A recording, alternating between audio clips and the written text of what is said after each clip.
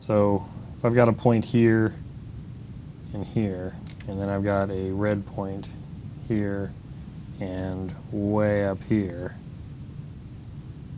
then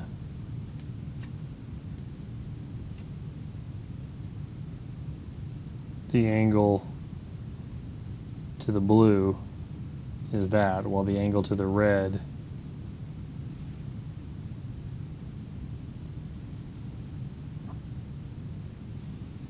is that.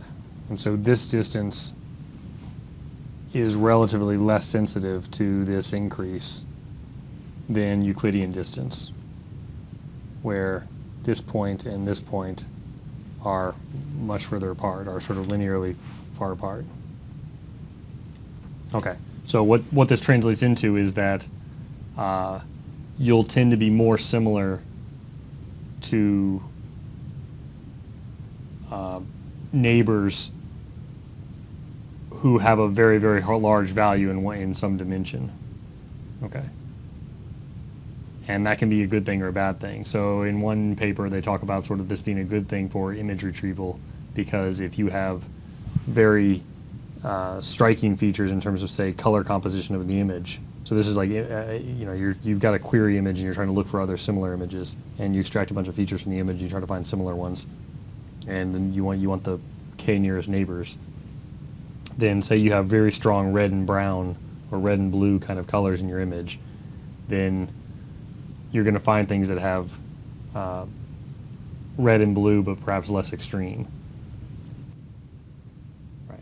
Okay. So lower magnitude but still red and blue is should be a return in the results, while, you know, close in magnitude but in a different dimension, you know, so about the same magnitude intensity but in green and yellow is perhaps less similar in that application. But this is all very application dependent.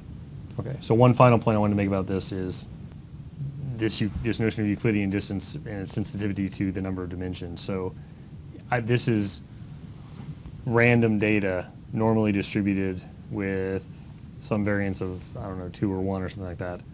I guess a little more than that, probably more like 4 or 5. And just taking 2 points in a d-dimensional space where d is going from 0 to 1,000. So give me a random point in a 500-dimensional space, and give me a random point in a 500-dimensional space, and measure the Euclidean distance. Okay, and so you can see the Euclidean distance is sort of going up with respect to the number of dimensions, even though the random distribution from which these points are drawn is the same. And so as the space sort of expands exponentially, things get sort of further and further apart. Okay, and so this may or may not be the effect you want when you're trying to measure similarity in a high dimensional space. All right.